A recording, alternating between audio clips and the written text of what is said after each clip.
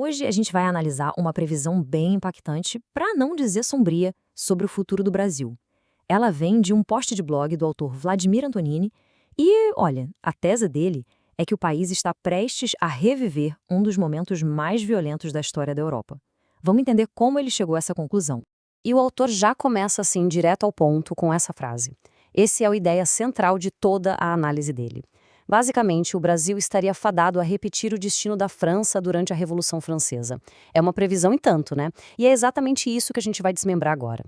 Mas afinal, de onde ele tira uma ideia tão dramática assim? Para a gente entender a conclusão, a gente precisa primeiro dar uma olhada na premissa que sustenta todo o argumento dele. Bom, tudo parte daqui. Segundo o autor, a história nos ensina uma lição bem clara. Quando a corrupção toma conta das instituições, as transições de poder deixam de ser pacíficas. Sabe, nessa visão, quem está no controle só sai de lá à força. E é aqui que o argumento começa a tomar forma. O autor não fala de história de um jeito abstrato, ele aponta para um evento bem específico como se fosse um modelo para a previsão dele. Vamos ver como essa comparação é montada. O interessante aqui é essa comparação direta, preto no branco. De um lado, a gente tem a França de antes da Revolução, com o que o autor chama de uma realeza e uma nobreza corruptas. Do outro, o Brasil de hoje, que na visão dele tem instituições políticas igualmente comprometidas. A implicação é bem clara. Se as causas são as mesmas, o resultado também vai ser. E esse é o pulo do gato. Para o autor, isso não é só uma possibilidade, é uma certeza. O texto original chega a dizer que essa repetição da história é tão certa quanto a matemática básica. Isso transforma o paralelo histórico de um simples aviso em uma verdadeira profecia. Certo.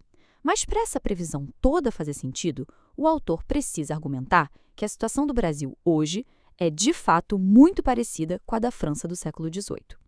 Então vamos dar uma olhada nas acusações específicas que ele faz contra as instituições brasileiras. Olha, o texto original joga todas essas acusações em uma única frase. A gente dividiu aqui para ficar mais claro. Os alvos são os três poderes: o legislativo, que ele descreve como oportunista, o judiciário, que é acusado de ser parte de uma conspiração, e o executivo, que, segundo o autor, é liderado por um presidente que teve uma condenação por corrupção anulada para poder concorrer à eleição. É importante a gente prestar atenção na linguagem que o material de origem usa. Para descrever o presidente, o autor usa exatamente essas palavras. A gente está mostrando a citação direta para que fique claro o tom forte e a natureza bem inflamada do texto original, reforçando que essa é a perspectiva do autor. E para a gente entender o contexto, é fundamental sacar o papel da Operação Lava Jato na argumentação. Na visão do autor, essa operação foi uma tentativa de frear a corrupção. A crise atual, segundo ele, teria sido causada justamente pela missão de restaurar os esquemas de roubalheira que a operação tinha interrompido. Ok, agora é a hora da gente conectar todos os pontos. Como é que o autor junta o paralelo histórico com essas acusações atuais para chegar naquela conclusão tão sombria? A lógica do argumento pode ser resumida em 3 passos bem simples. Primeiro, ele parte da premissa histórica. Depois, ele aplica essa premissa à situação atual do Brasil, baseado nas alegações que a gente acabou de ver, e, por fim, chega à conclusão que, para ele, é inevitável. O resultado será o mesmo. Isso mostra bem a estrutura do raciocínio dele. Então, o ponto final do argumento é este. Na visão do autor, o Brasil já passou do ponto de uma crise política comum. Essa suposta restauração da corrupção teria criado um impasse que, para ele, só pode ser resolvido com uma ruptura violenta.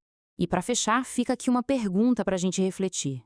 Essa análise que a gente viu hoje se baseia totalmente em usar o passado para prever o futuro. E isso nos faz pensar: qual é a linha que separa uma lição da história de uma profecia? A resposta para essa pergunta talvez defina como a gente interpreta não só o nosso presente, mas também o nosso futuro.